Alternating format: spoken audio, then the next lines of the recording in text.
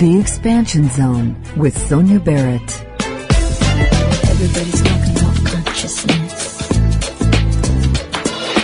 Everybody wants that eternal kiss. Everyone's saying there's more than this. Everyone wants to follow their own bliss. Talking about one love, one blood, one life in everyone. One life, give each other. We are sisters and brothers. We sing On the Expansion Zone, we examine life and our quest to understand who and what we are and of the vastness of human potentials. We explore the making of our world from quantum physics to parapsychology, health, sociology, and philosophy, along with practical living. You are reminded of the possibilities in creating personal change. So for an hour, we'll stimulate and expand the mind.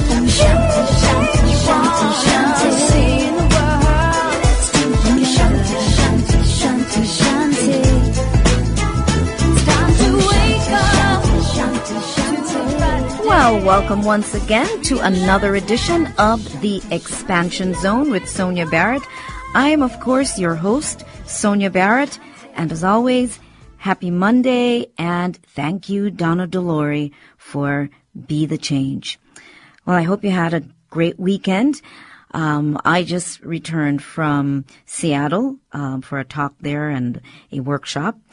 But first, let me say that today's guests I have two guests today, Maureen Seaberg and William Bushhell, Dr. William Bushhell. And the topic is going to be experiments suggest humans can directly observe the quantum. Now, all kinds of conversations, I'm sure, will arise out of that topic. Lots of great stuff. And, you know, in light of my workshop and my talk over the last couple of days, this conversation today really supports that, because my subject matter was really talking about living beyond a default life or default existence and really shifting into our super self, which what I mean by that is really shifting into greater possibilities of who we are as human beings and beyond our concept of what it means to be human as well. And so today, again, you know, I'm looking forward to it. And what I'd like to also say is what I find interesting is, one, we are noticing the progression that is unfolding as far as human beings and as far as just all the discoveries that are coming up by science. And so it's becoming evident that science is discovering the unlimited layers and levels by which reality is operating. And of course, the ancients knew the sages, the indigenous people. It's not new, but what we are looking at is, I guess, some of the specifics then that science is pinning down. And so that also reminds us of the necessity for all of us to become as unlimited as possible, really, in expanding our perception of all that is possible. Just how small have you made your world? You know, how small is your belief system?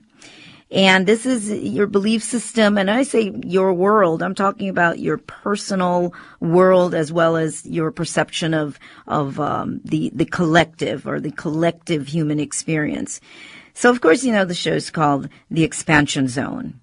So I'm not letting you off the hook with the small perception. I'm all about pushing the limits, going deeper. Of course, there really are no limits, but in our minds we conjure up these limitations, these safe spaces that we kind of like to go to, these comfortable beliefs that sometimes we like to hang out in, because the unknown can be so scary. The unknown, unpredictable. So anyway, so let's kind of take a look now at who who our guests are. Who are these folks? Well, as I said, Maureen Seaberg and Dr. William Bushhell. And let's talk about Maureen a bit. Let's get some insight on her background. And I've always loved her work. And I interviewed her, I think, for the first time. It's got to be a while, maybe 8 years ago. It's been a while. It's amazing how the time just goes by. But anyway, Maureen Seaberg is the co-author of Struck by Genius, How a Brain Injury Made Me a Mathematical Marvel, the story of Jason Paget, who acquired synesthesia and savant syndrome from a brain injury sustained in a brutal mugging 15 years ago in Tacoma, Washington. Maureen is also the author of Tasting the Universe, People Who See Colors in Words and Rainbows in Symphonies. A polysynesthete, she has higher and lower synesthesias. Her sensory experience of the letter K is teal. The number 8 is aubergine. And she would have to become a glass artisan to describe what she sees when listening to Yo-Yo Ma. She's an expert blogger for Psychology Today and has been published in the New York Times, National Geographic, Vogue, and beyond.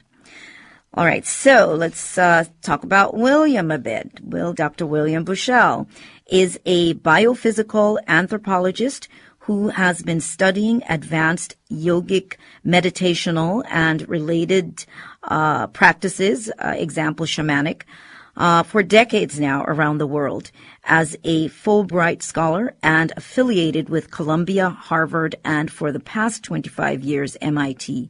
He has developed scientific models demonstrating the potential of these practices for the radical enhancement of health and functioning, and most recently, his work has been demonstrating the human potential for direct perception of quantum physical phenomenon in a rigorously scientific model.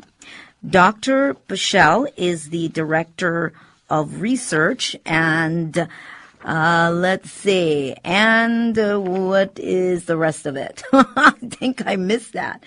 But anyway, he is phenomenal, and I am looking here because I really wanted to tell you what the rest of this is because he's so amazing.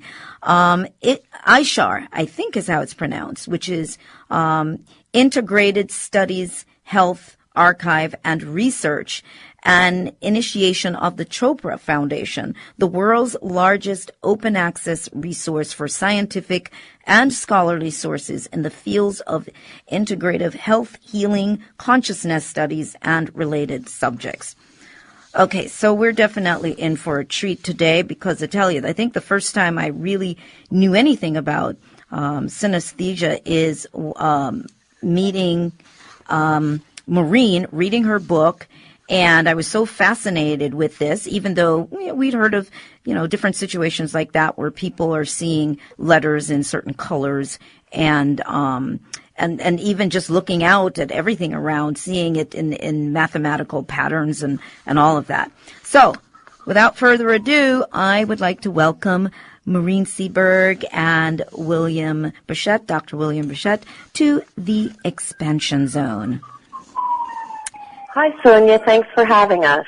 Oh, yes. Oh, somebody's got a siren going on back there. Oh, Sirens in the background here. Yes, hopefully that ends. But life in the game, life in the Matrix. Always something fascinating. And I would like to point out that it's Dr. Bushhell. Bushhell, okay. 2 L's, yes. Okay, Bushhell. Okay, Dr. Bushhell. All right, we've got that corrected. Well, I'm sorry, were you going to say something, Dr. Bushhell? No, I just said hello. Oh, hello there. Good to have you here. Really, really delighted. Great to be here. Thank you. So much to chat about, but I guess maybe we can start out by probably giving the audience some idea before we dig into the various aspects of this, but some idea as to what we mean when we talk about this experiment or this possibility of seeing more directly the quantum. So I don't know, Maureen, if you feel maybe you want to just start with that. We're just a summary before we go in deeper. Either one of you. Well, I actually would love Dr. Bushhell to start, because he is the first researcher to have noticed the tremendous uptick in sensory research in the literature. By all means. Sure. So I've been studying advanced yoga practitioners around the world, as you mentioned, particularly Tibetan practitioners, and they have a tradition, a belief, a cultural system in which they're convinced that they are capable of directly perceiving the fabric of the universe, to use a shorthand term. And this is what's driven their culture. It's completely different from what's in the West, where there was never an idea that a human being was capable of seeing the basic units that the universe is made of, other than through development of technology.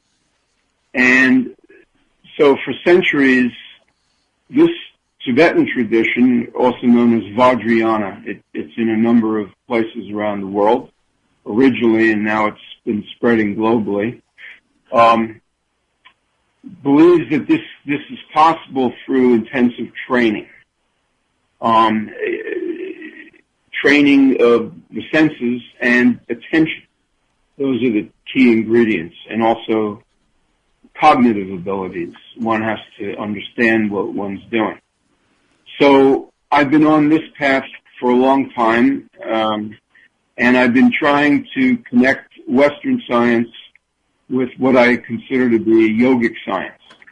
So in recent years, the Western science has, one could say, inadvertently discovered that human senses, in fact, do reach down to the level of basic fabric of the universe.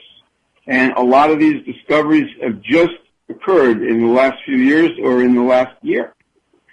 So they were not, the scientists did not really set out with this idea that they could understand, that they were going to show that humans could perceive on this level. They were almost accidental discoveries in a number of ways.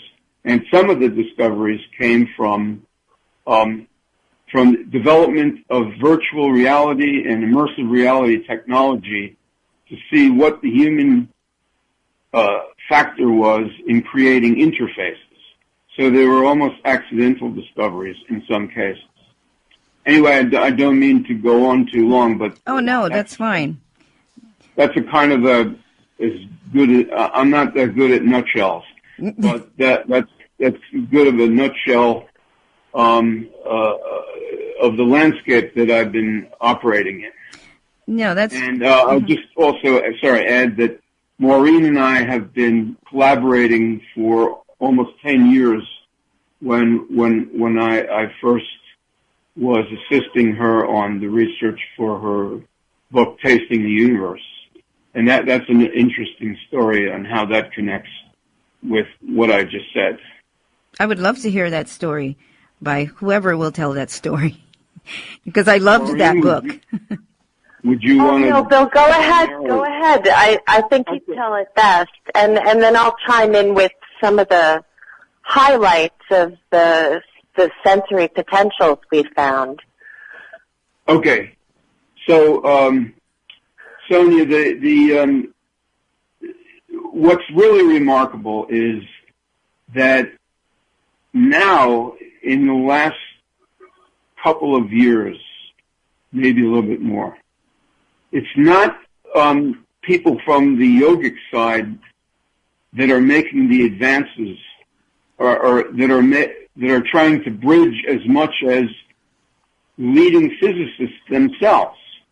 And this may sound a little contrary to what I just said, but within human vision, okay, in particular, quantum physicists, very high-level ones, including Nobel Prize winner, have suspected since discovery that humans could actually perceive a single photon of light, that could lead the ability to see single photons of light, which is at the smallest possible level, the photon being the irreducible unit of light, that could open the entire quantum realm, so that people then could potentially perceive quantum entanglement and other aspects of what's called quantum weirdness. And that's what the physicists themselves call it, is quantum weirdness. So I was very excited to find out that leading physicists from leading institutions were actually on the same path that I had been, but from the other side of the Atlantic and of the conceptual divide. So, at the same time, a lot of data was coming in about all the other senses. And so what Maureen and I had discovered 10 years ago, I don't mean to jump around, but you might need to ask me questions to clarify it. 10 years ago, working on her book, we discovered as research partners that the Tibetan meditators, the advanced ones that were studying the universe, were attempting to combine their senses, to integrate them in a synesthesia-like way. It also known as multisensory integration or cross-modal processing. And what this means is that each sense has potential to enhance the other senses when they're used in combination. So this multimodal, multisensory approach that the yogis developed can enhance the accuracy and precision of any given sensory modality, is what they claim. And so this is, it seems to me, starting to be borne out by Western scientists that have been studying all of the senses and finding in their own, they're discovering these multimodal properties.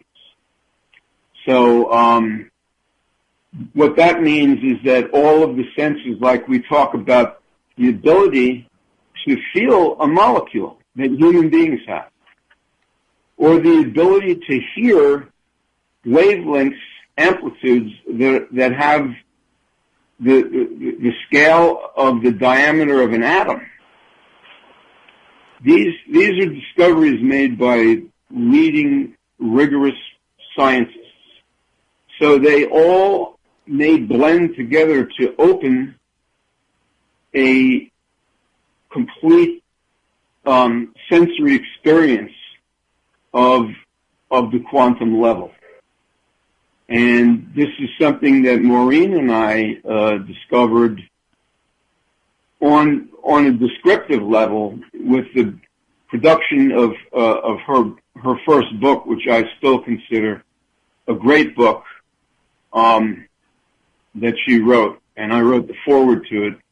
But now these ideas that she wrote about then are receiving scientific support on the most profound level. Thank you, Bill. Yeah, Sonia, Bill highlighted some of the really exciting recent discoveries about human sensory potentials.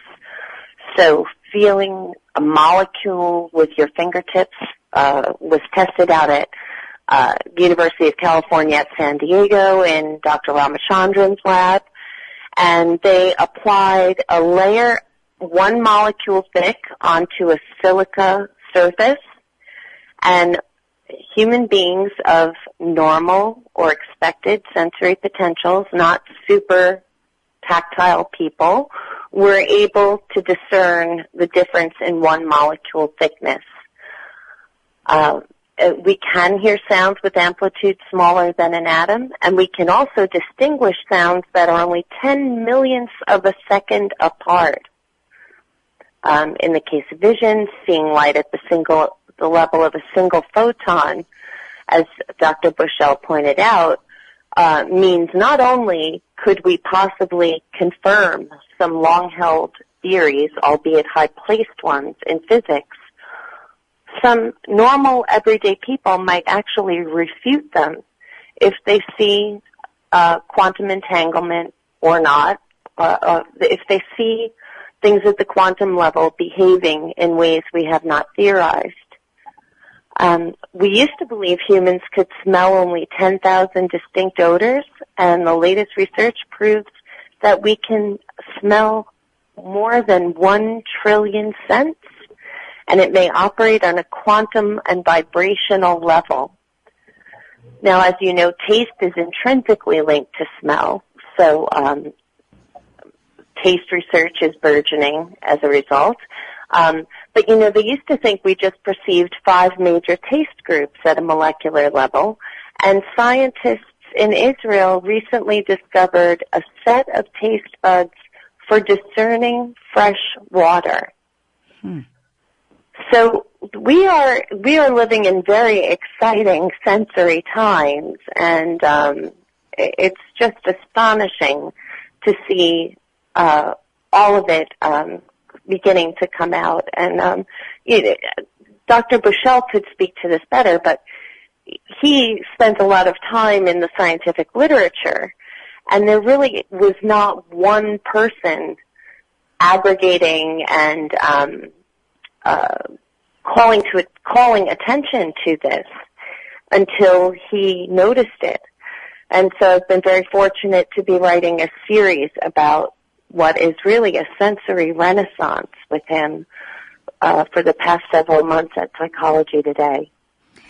Yes, all fascinating information, because it really points to where we're going, and also just to have a discussion like this will allow others to really begin to be open to some things that they're probably already experiencing that they've just probably either been ignoring or just sort of pushed to the side, don't talk about it.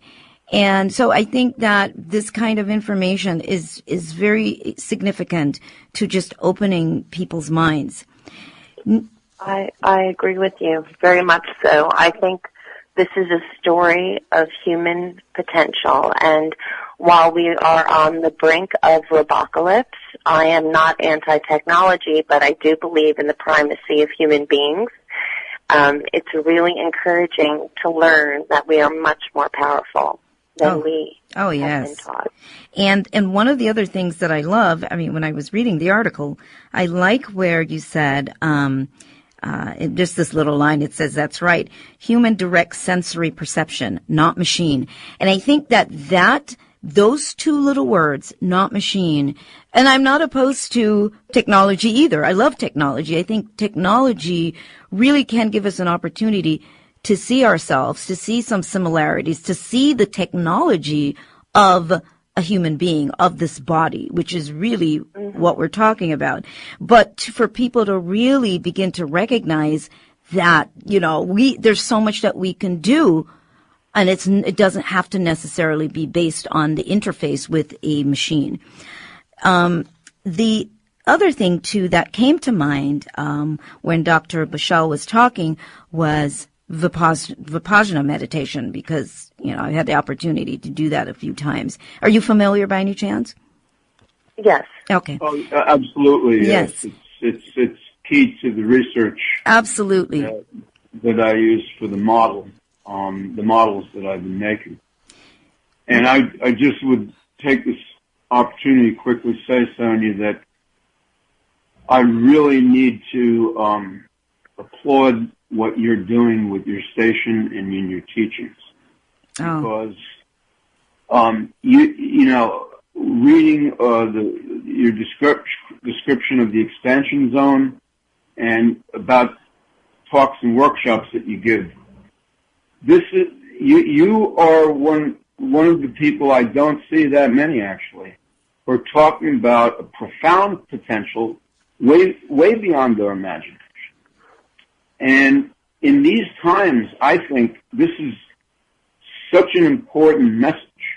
You know, Maureen and I talk about this a lot, and we agree, because there's a tendency for the uncovering of these facts about us actually to be a byproduct of, you know, what some would call transhumanist research, or you could say AI, you know, the virtual reality and so forth, which will be revolutionizing things.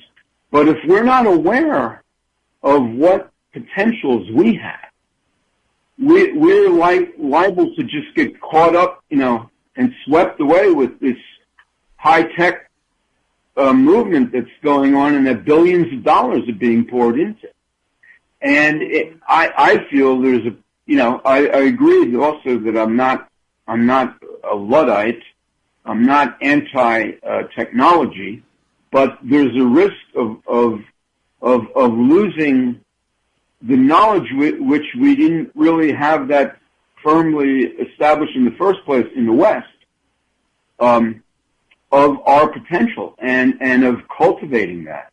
So I was extremely gratified and even thrilled when I encountered your show for the first time, and your whole vision. I think it's going to prove to be enormously important as the trends continue. Wow. Well, thank you so much. What an honor, because yes, I am definitely a bit different. I do push the envelope. For some people, it is definitely could be a little jarring.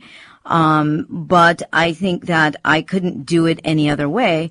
I present the show according to my own direction and my own desire to go deeply. And you're right. We need to understand the amazing ability of this vehicle we are in, and beyond that. But I think, were you going to say something, Maureen? No, okay. I would just like to agree with Bill. I think you're a pioneer, and thank you. Well, thank you. Wow. Well, maybe we should just do the next half an hour just talking about how amazing my show is. We could. At least half an hour. At least half an hour. Oh, my gosh. Well, there's so much to talk about. I did want to talk a little bit about Vipassana. I'm throwing that in there because I just want people to understand something that I experience, which of course has to do with the sensory system. So I think we are going to take a quick break right now, and just stay tuned, and we'll be right back. Hey, want to brush up on your Spanish and discover a world of news, public affairs, arts and culture? Tune in Monday through Thursday, 8 p.m. to midnight for KPFK en Español. This Monday night with Informativo Pacífica starting at 8 p.m. at 8:30. Radio Maíz, El Vuelo del Águila y el Cóndor en Radio Sudamérica. At 9:30, Perspectiva de las Américas. At 10:30, Contacto Ancestral. And at 11:30, Hablando de Sudamérica. Remember, KPFK habla español. Monday through Thursday, 8 p.m. to midnight. Tune in and tell a friend. And we are back. Of course, you're listening to The Expansion Zone with Sonia Barrett. I am, of course, your host, Sonia Barrett, and we are coming to you from KPFK 90.7 FM in Southern California, 98.7 in Santa Barbara, 93.7 in San Diego, 99.5 in Ridgecrest and China Lake, and of course streaming live at kpfk.org.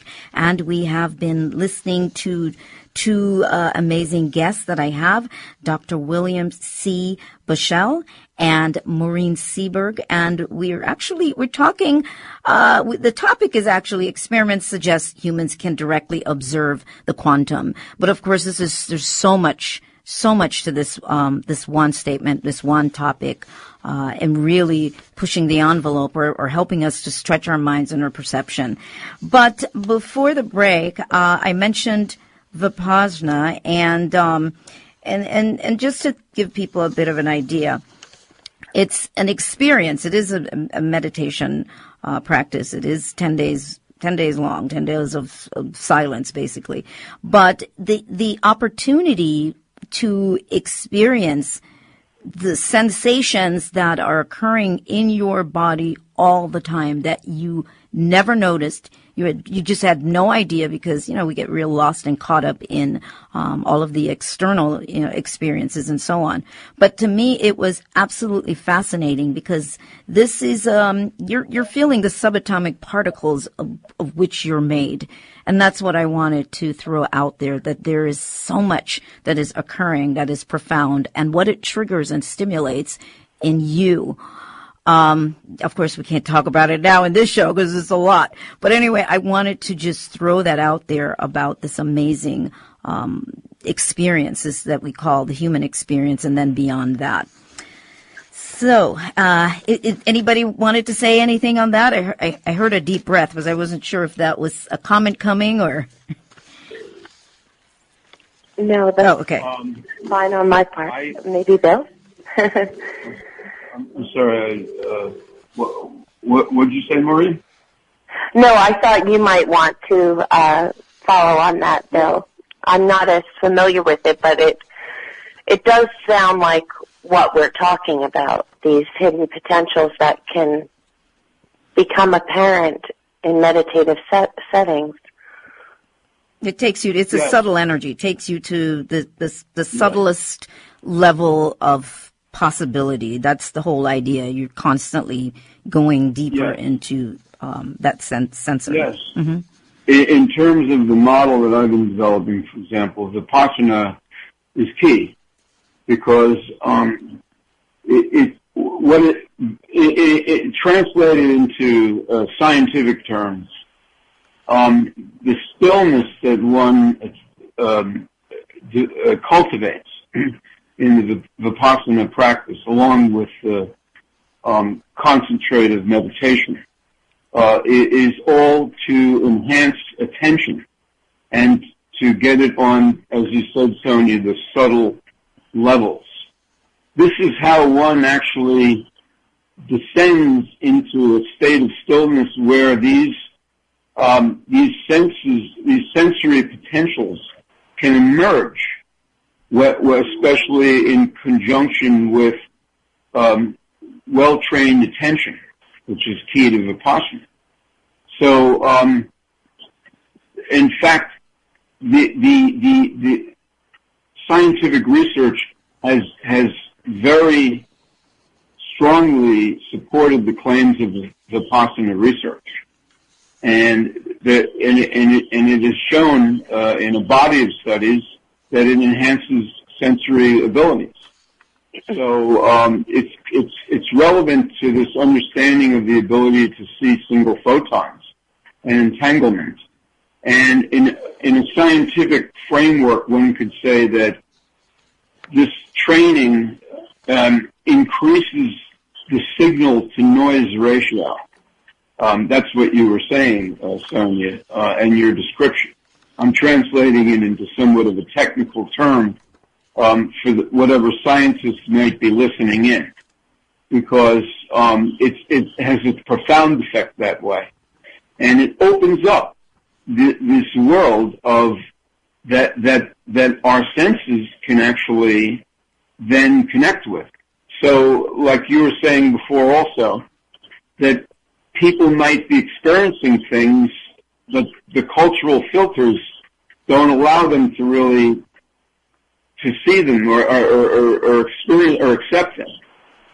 But this kind of a cultural practice that opens up this entire universe of stillness, attentive stillness, is where what Maureen and I are talking about will start to emerge and become prominent in the experience of the meditator, and this has been backed by scientific research.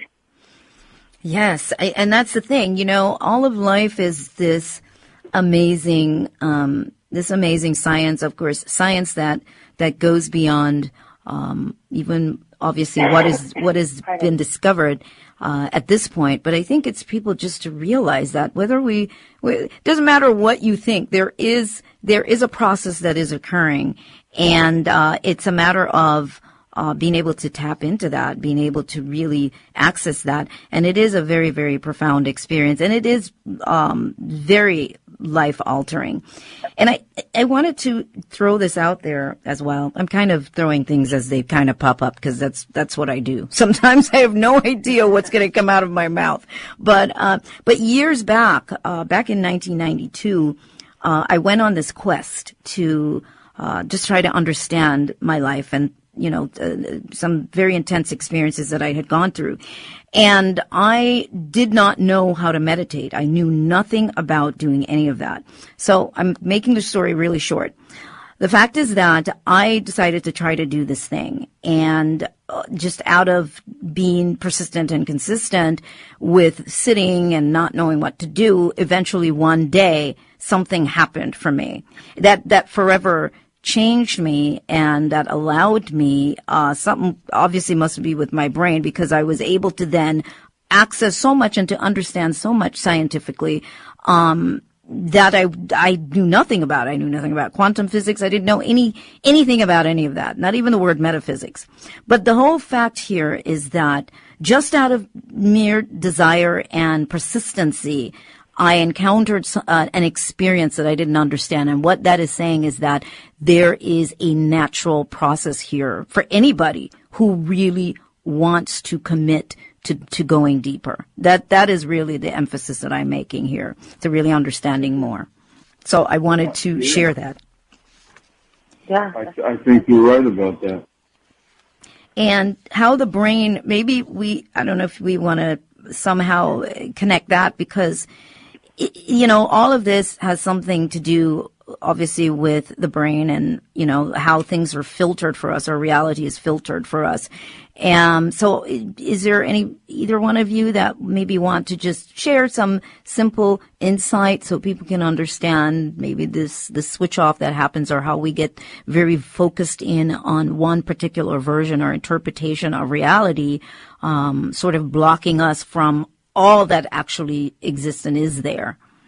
Well, I think Bill is the expert there. One layperson observation I can make, though, is we are just bombarded with information on a daily basis.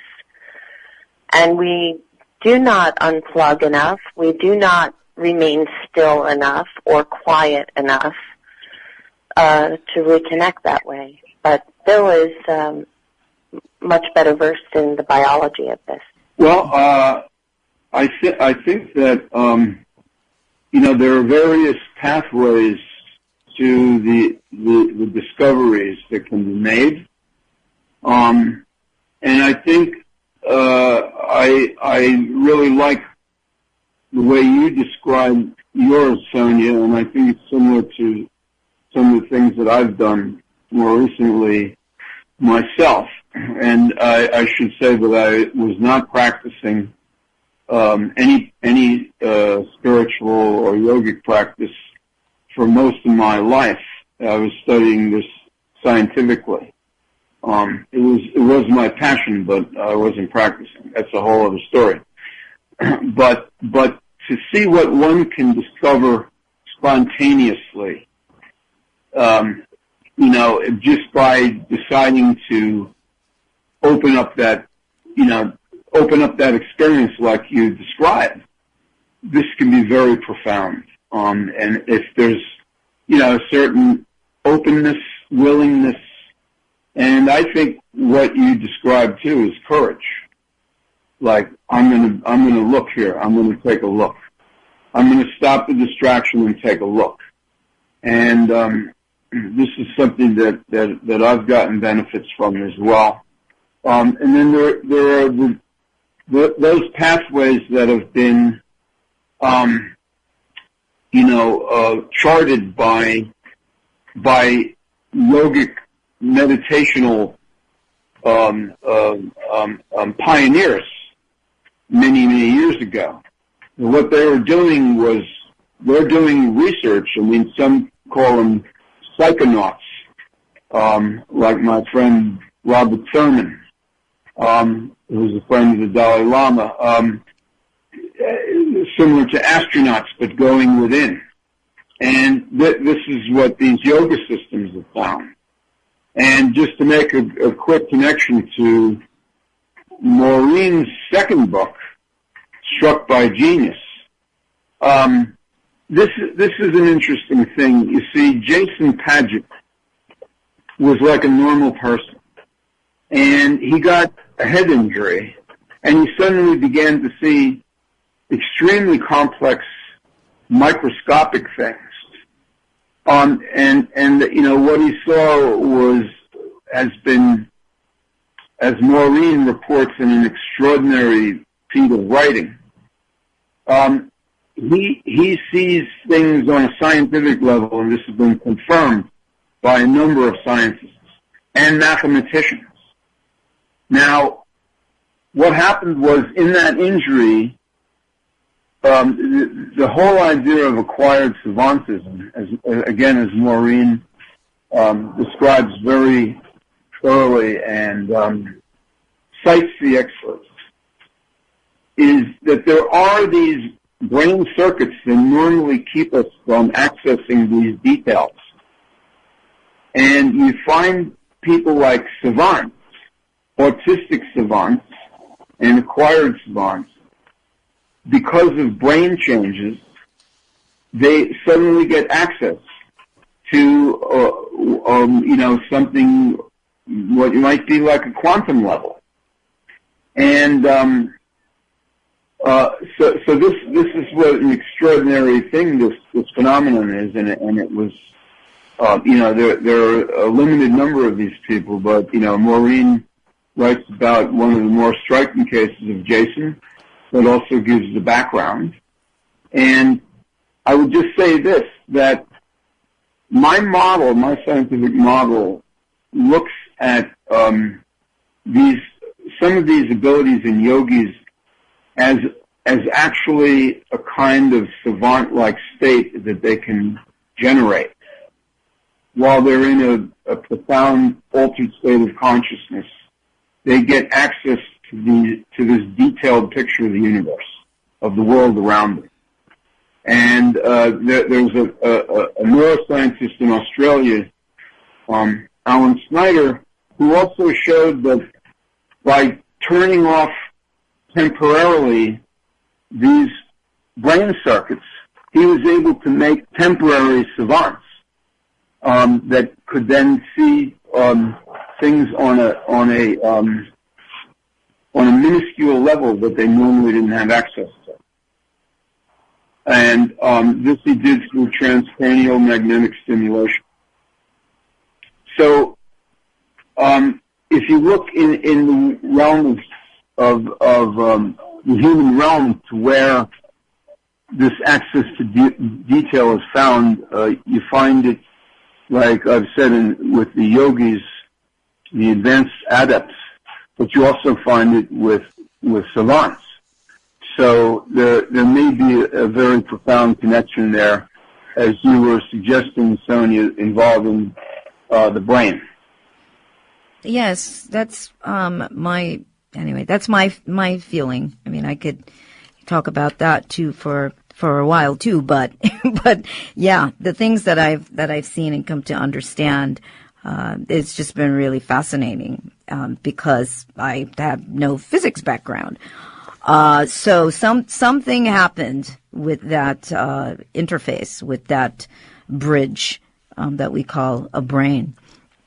So what I think what we will do, we do need to take one more break, and when we come back from the break, what I'd like to do is I'd like to talk to you, Maureen. I'd like for you to share a bit more, if you would, with our audience in terms of your synesthesia, and just a little bit so they get more of an insight as to what you experience and when did this all begin for you. Just some insight, because I think it's fascinating and they should know that. So stay tuned, and we will be right back after this brief message. Hello, everyone. This is Vanessa Valdez, host of Transforming Consciousness, every Tuesday at 1 p.m. right here on KPFK. Join me each week as we learn from each other ways to awaken our consciousness for the greater good of all. That's Transforming Consciousness with me, Vanessa Valdez, every Tuesday at 1 p.m. right here on KPFK. Stay tuned.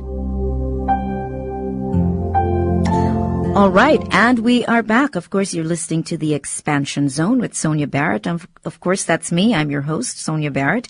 And we're coming to you from KPFK 90.7 FM in Southern California.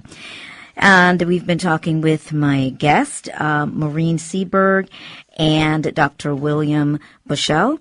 And I think we would love to hear a bit from Maureen about her experience.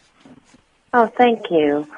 So I am what is called a polysynesthete. That means I have several forms of synesthesia, and the most basic forms are grapheme synesthesias for numbers and letters, where I associate or see colored shapes alongside looking at or hearing a letter or number pronounced. It goes on to motion to hearing synesthesia, where if something moves and there is no sound, I do hear sound. So that's another bonus sensory area. And if I may, I want to make sure we're defining synesthesia properly. Yes, please. It's a wasteland out there, present company accepted, in terms of what this really is. You'll see condition, a neurological problem, cross-wiring. Mm-hmm. It's not. It's simply a bonus set of senses. So I perceive everything that is expected or normal, but I get a layer on top of it, as do other synesthetes. For example, looking at the number or the numeral 5 in a newspaper, say page 1 of the New York Times, I will see black ink on a beige background, but I will also get a navy blue aura around the numeral. So I am aware of what it actually looks like, but there's something extra.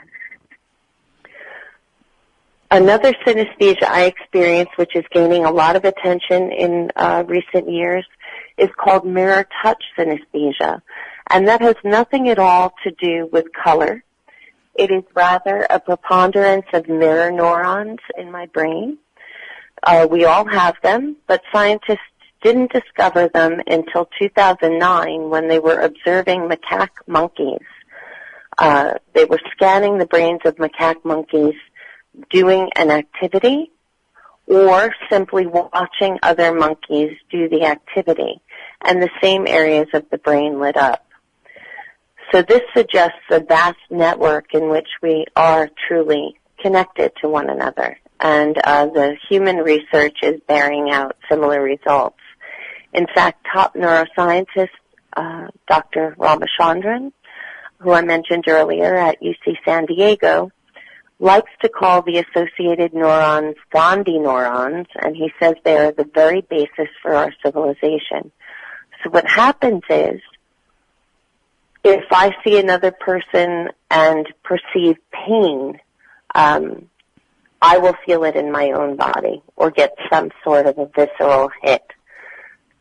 Same for pleasure, but it seems like the pain threshold is a little bit lower. I'm more aware of that.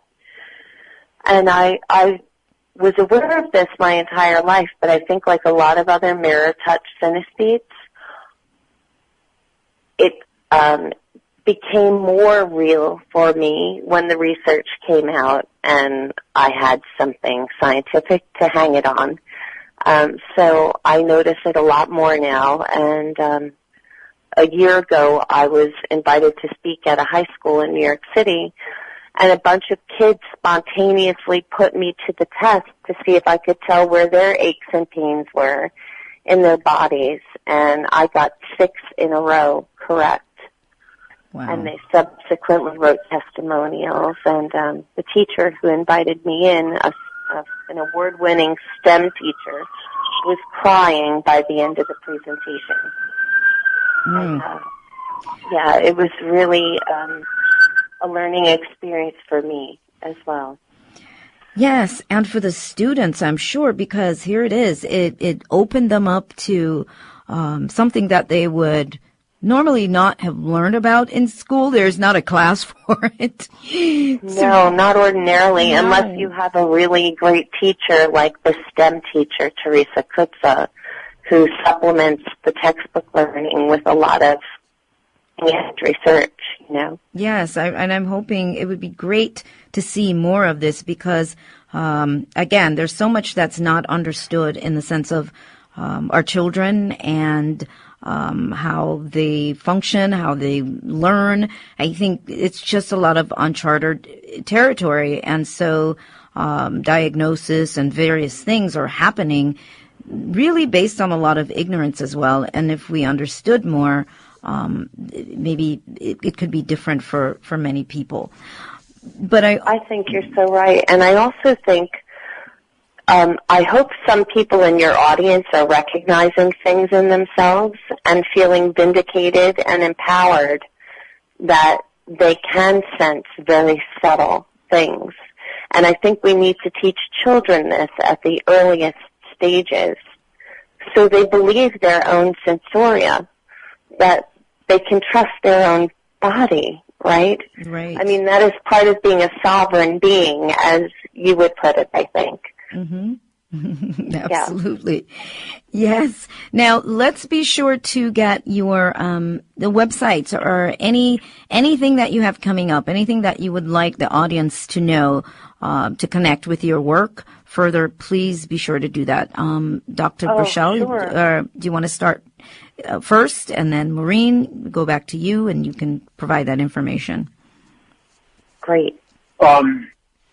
Okay, thank you. The website that I'm co-direct is called ISHAR, which is an acronym for the Integrative Studies, Health, Archive, and Research.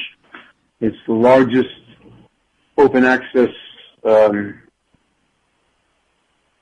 resource for the subjects of consciousness studies and alternative or integrative health and healing, presently in existence.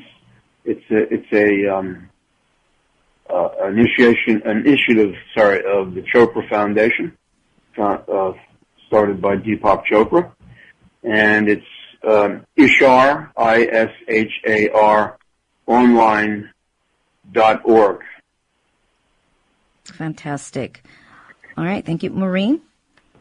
Yes, and I would urge listeners who might be want more information about this topic to look at the sensorium column in Psychology Today online, which is just psychologytoday.com. And our series, Dr. Bushhell and my series, about these quantum sensory potentials can be found there. Can also be found on the Science and Non-Duality website, the SAND organization, who have been kind enough to also run the information.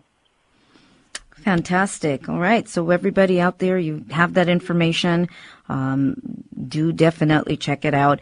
And I think one of the things I'd like to throw out there to the audience is that for anybody listening to this and you think, well, I've got so much going on in my life, the truth of it is to take this kind of leap actually can really begin to create simplicity in your life in a way that you just don't realize. You don't know because you haven't gone there.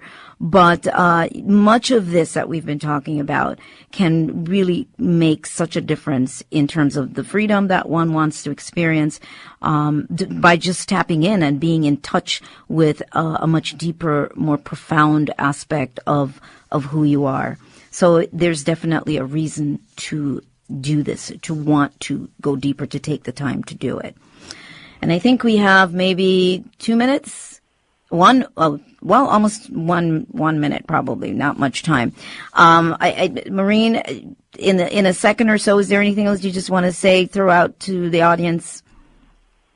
I would, for parents who might be listening, who wonder if their young children are experiencing this, I urge you to ask them some questions, because it's not the sort of thing, inner life is not the sort of thing that people bring up regarding synesthesia or some of these sensory perceptions.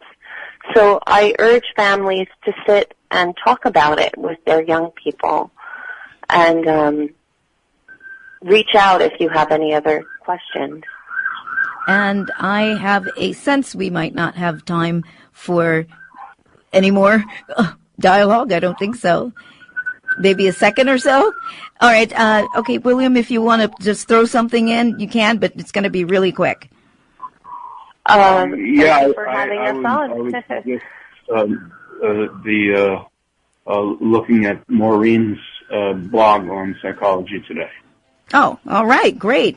Well, I thank you so much, both of you. You've been wonderful, and I could talk to you for half a day or more. Thank you. And thanks to the listening audience. Thank you to our engineer, D'Angelo Jones. Please visit theexpansionzone.com for the archive, and also to find out more about me, my work, and a whole lot of that kind of stuff. Go to therealsoniabarrett.com. And of course, as always, I like to remind you to live life to its fullest and question everything. Until next time, see you then. One blood, one life in everyone. One life to each other. We are sisters and brothers. We sing.